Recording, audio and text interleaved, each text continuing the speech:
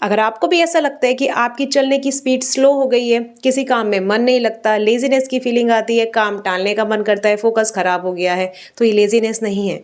आपका ब्रेन आपको एक सिग्नल दे रहा है कि आपका डोपामिन लेवल्स लो हो गए हैं। Hello friends, I am Geetika, a counselling psychologist, और आज हम एक बहुत इंपॉर्टेंट ब्रेन केमिकल के बारे में बात करेंगे जिसका नाम है dopamine.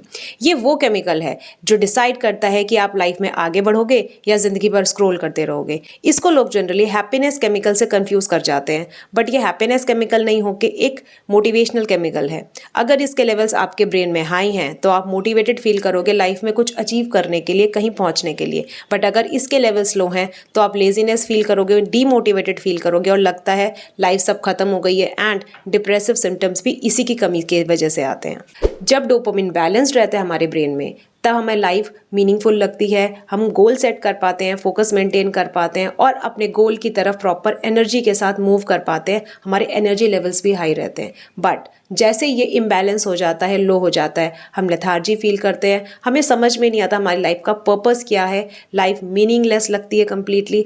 And you know what, इसी के साथ साथ कुछ मेजर सिम्टम्स भी हमारे बिहेवियर में डेवलप होना शुरू हो जाते हैं, लाइक प्रोक्रेस्टिनेशन, काम को टालना, ओवर थिंकिंग, लो मूड फील करना और साथ में फ़ोन एडिक्शन। इन सब बिहेवियर से बचने के लिए, और अगर डोपामिन एक्सट्रीमली लो लेवल पे पहुंच जाता है तो ये डेवलप करता है कई तरह के clinical issues like restlessness, leg syndrome, depression, Parkinson's disease और एडीएचडी, जिसको कहते हैं attention deficit hyper active disorder. अब हम बात करते हैं कि डोपामिन बनता कहाँ है। ये बनता है मिड ब्रेन में, एड्रिनल ग्लैंड्स में एंड हमारी गट में।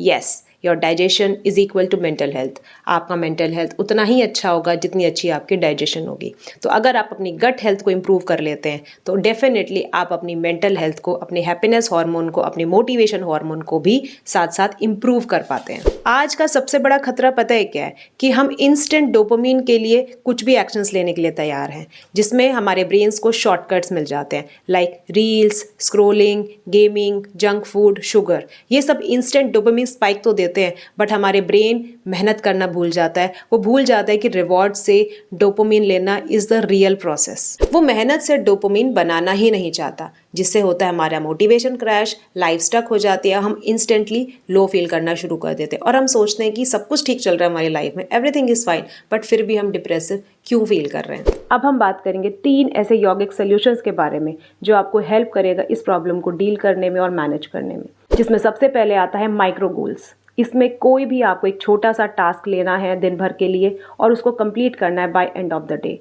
ब्रेन को ये बिल्कुल फ़र्क नहीं पड़ता काम बड़ा है या छोटा, बस वो कंप्लीट होना चाहिए। ये आपका रिवॉर्ड सिस्टम ब्रेन का एक्टिवेट करता है और कहीं ना कहीं ब्रेन को आदत पड़ने लगती है एक्शन से डोपामिन लेने की, ना कि एडिक्शन से। इसके लिए आप कोई भी टास्क ले सकते हैं, फॉर एग्जाम्पल 10 मिनट्स का वॉक, 10 मिनट्स की एक्सरसाइज, अपना पेंडिंग काम कंप्लीट करना, या फिर 10 मिनट्स की रीडिंग। ये आपको हेल्प करेगा आपके ब्रेन के रिवॉर्ड सिस्टम को एक्टिवेट करने में। और जैसे ही टास्क कंप्लीट होता है तो डोपामिन स्पाइक आती है और ब्रेन को एफर्ट से डोपामिन लेने की आदत पड़ने लगती है, which is a good sign. इसका सेकेंड पॉइंट है मूवमेंट।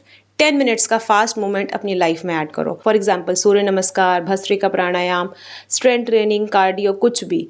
ये आपके मूड को अपलिफ्ट करता है, सेरोटोनिन को बूस्ट करता है। एंड यू नो व्हाट, आप जब लो फील कर रहे हो तो सडनली आप हाई फील करने लगते हैं आफ्टर डूइंग एक्सरसाइज।